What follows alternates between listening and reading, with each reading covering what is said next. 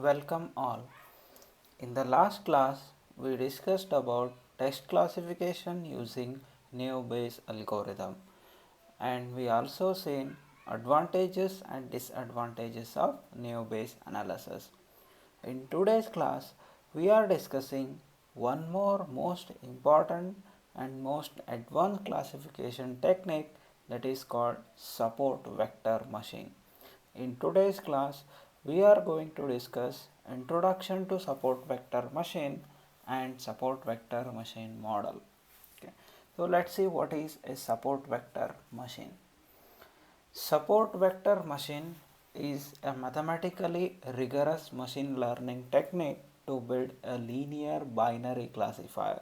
So basically support vector machine, so it is used for binary classification purpose. Even if the data set is not in a linear fashion, then it provides some techniques through which the non-linearity can be converted into linear, and then we can apply the support vector machine technique. It creates a hyperplane in a high dimensional space that can accurately slice a data set into two segments according to the desired objective. A hyperplane is nothing but a subspace of the it is a subspace whose dimension is one less than the ambient space. For example, the best when I have three dimensional coordinates, so my hyperplane has only two dimension. So when I have two dimensional plane, so my hyperplane is only one dimension. Okay, the best example for hyperplane in two dimensional is a straight line passing through the origin, so that forms a hyperplane. So its dimension is always less than the ambient, one less than the ambient space. Okay. So what the support vector machine does is it creates a hyperplane whose dimension is one less than the given dimension, and through which it can properly slice the data into two categories. The algorithm to design the support vector machine is mathematically tough, because we cannot transform all non-linearities into the linearities, but still we have some advanced technique like kernel tricks through which we can transform the data, but it's a very challenging task. Support vector machines are popular because they are state of the art for many practical problems such as identifying spam emails and other text mining applications. The word state of the art means that the technique has achieved a good development over a particular period of time, so that we call it as state of art. So SVMs are popular because they are the de facto solutions for many practical problems. Okay. The objective of support vector machine algorithm is to find a hyperplane in an m-dimensional space that distinctly classifies the data points. So what is the main goal in support vector machine is, given the data points, we need to find a hyperplane. Suppose if we have a two-dimensional plane, then our job is to find a hyperplane, that is to find a straight line which passes through the origin and that distinctly classify the data points. Okay. Next, to separate the two classes of data points, there are many possible hyperplanes that could be chosen, but the objective is to find a plane that has maximum margin, that is the maximum distance between data points of both classes. Maximizing the margin distance provides some reinforcement so that future data points can be classified with more confidence. So when we are having these straight lines between the two data points, so it is possible that we have more than one possibly hyperplanes. Okay. So which one to choose among many hyperplanes? So what the SVM tells is the one which has maximum distance from the data point, so that hyperplane is the one which distinctly classifies the two objects. Support vectors are the data points that are closer to the hyperplane and influence the position and orientation of the hyperplane. Using these support vectors, we maximize the margin of the classifier, thus deleting the support vectors will change the position of the hyperplane. These are the points that help us to build our SVM. So, support vectors are nothing but they are just the x and y values or any x, y, z or the plane values, and they are close to the hyperplane and they influence the position and orientation of the hyperplane. The data points that are closer to the hyperplane, they are called the support vectors. Using these support vectors, we maximize the margin of the classifier. Okay. And if we delete these support vectors, that change the position of the hyperplane because they are the one which are influencing the hyperplane. So, these points helps us to build our SVM. So, what is the support vector model? An SVM is classifier function in a high dimensional space that defines the decision boundary between two classes. That is it's nothing but a classifier, so which finds a proper decision between the two classes, that is proper decision boundary between two classes. The support vectors are nothing but the data points that define the gutters. The gutters are nothing but the boundary values or the boundary condition on either side of the hyperplane for each of the two classes. The SVM model is conceptually easy to understand, but it's a very challenging task to implement the proper classification in case of nonlinear data. So, what is a hyperplane?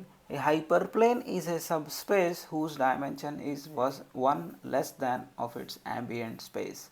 If a space is 3-dimensional, then its hyperplane are 2-dimensional. If the space is 2-dimensional, its hyperplanes are 1-dimensional. This notion can be used in any general space in which the concept of the dimension of a subspace is defined. So, what is hyperplane? Hyperplane is a subspace. So, what is a subspace of a vector? The subspace of a vector is also a vector and which is part of the vector space. Okay. So, hence hyperplane is a vector space and is also a subspace whose dimension is 1 less than that of its ambient space.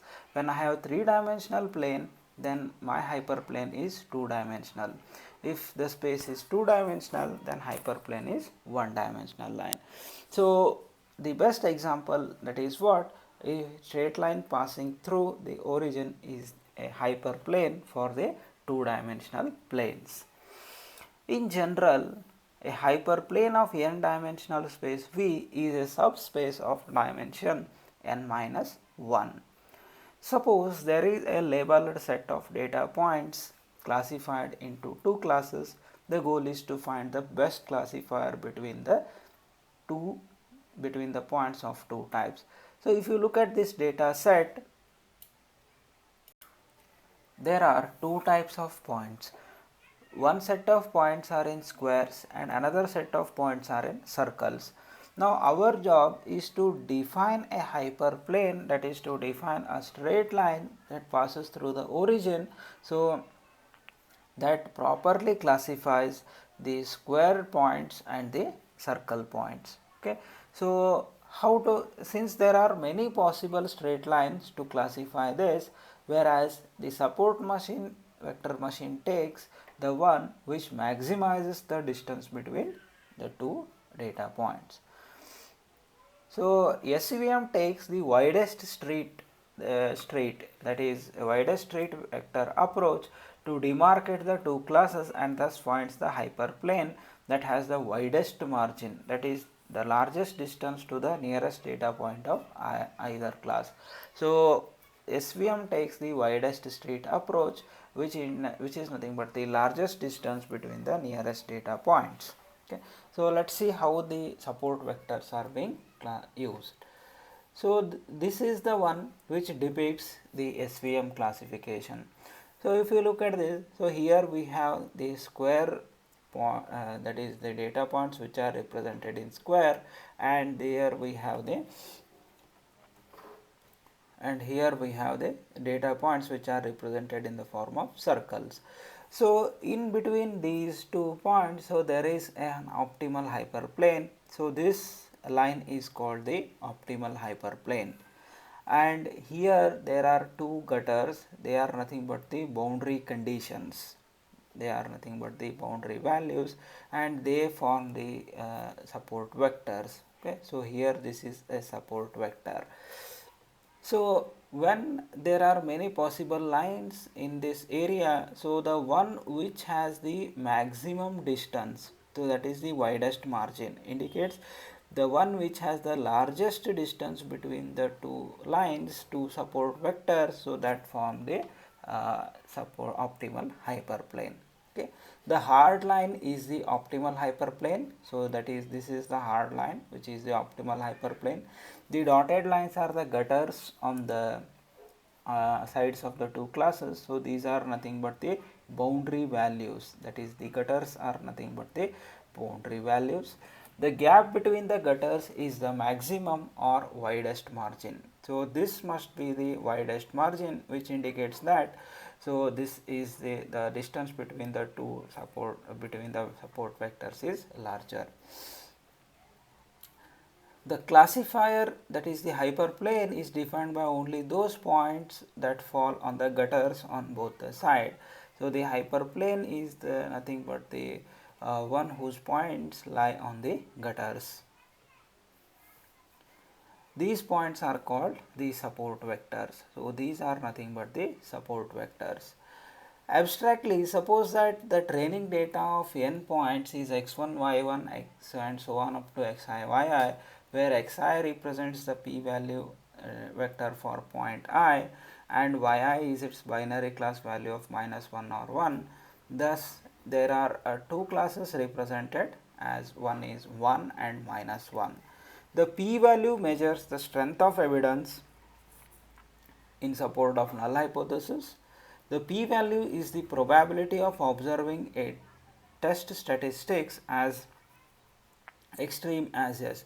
Assuming the null hypothesis is true, if p-value is less than the significance level, we reject the null hypothesis.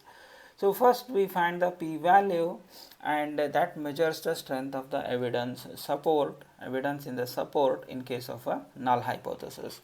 The p-value is the probability of observing a test statistic as extreme as S.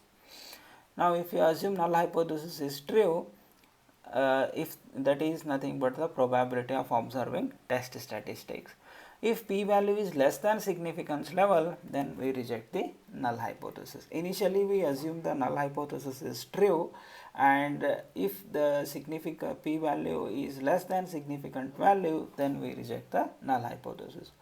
Assuming that the data is linearly separable, the classifier hyperplane is defined as a set of points which is a subset of training data that satisfy the equation wx plus b equal to 0, where w is the normal vector to the hyperplane.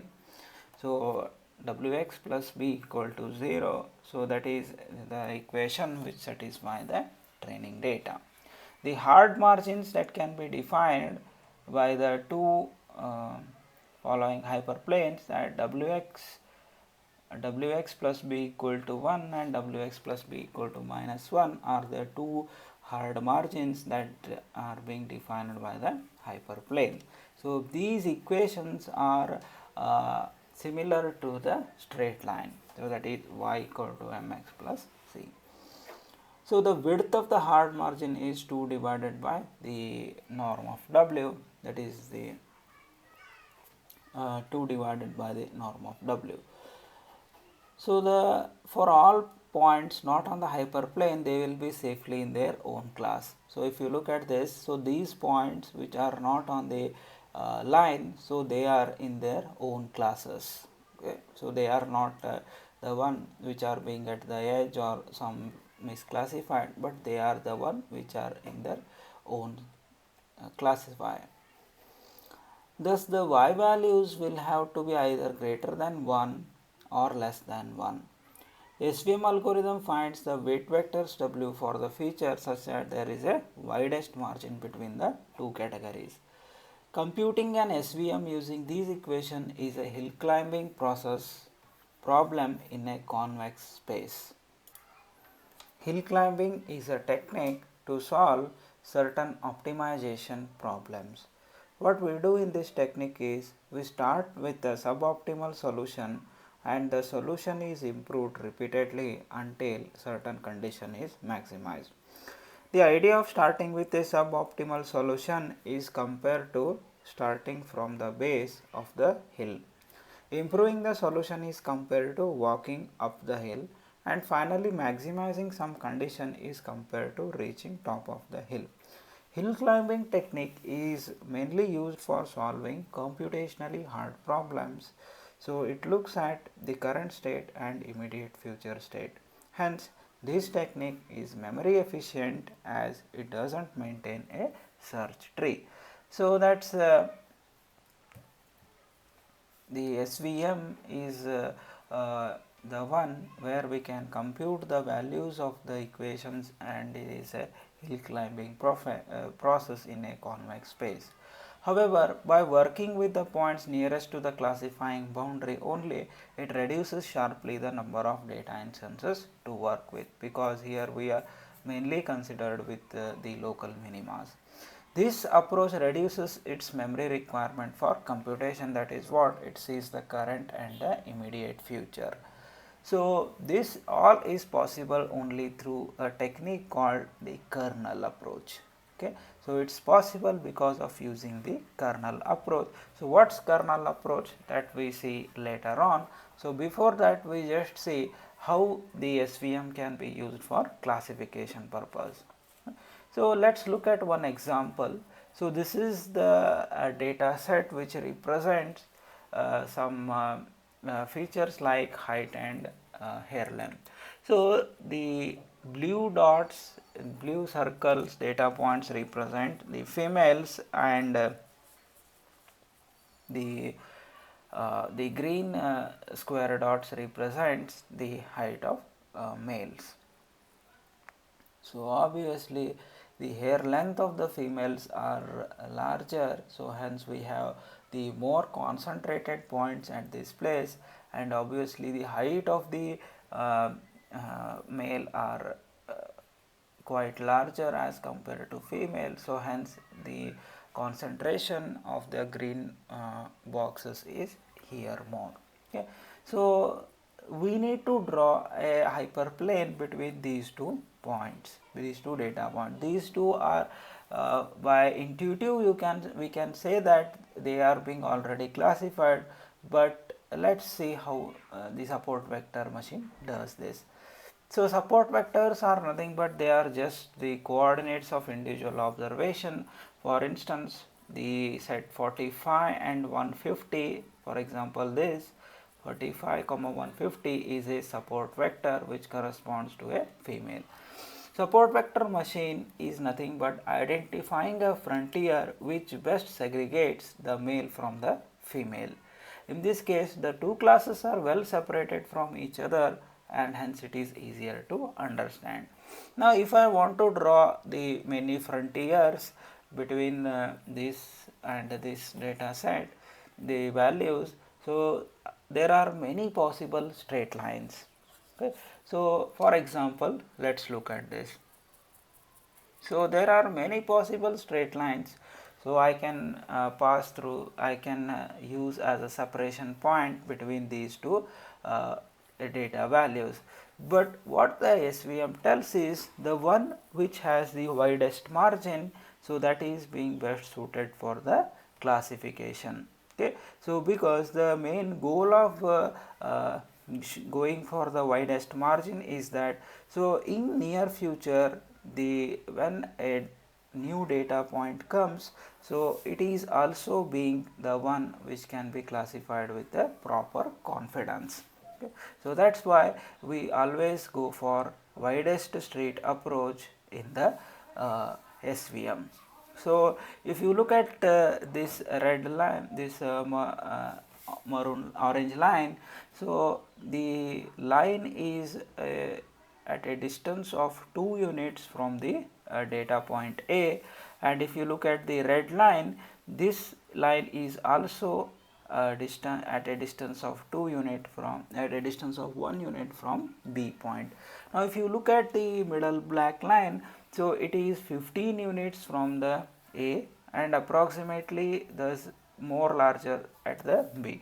So hence we choose this as the hyperplane for separating the two data points. Okay, so that's possible when we have the two classes are already in a half separated manner.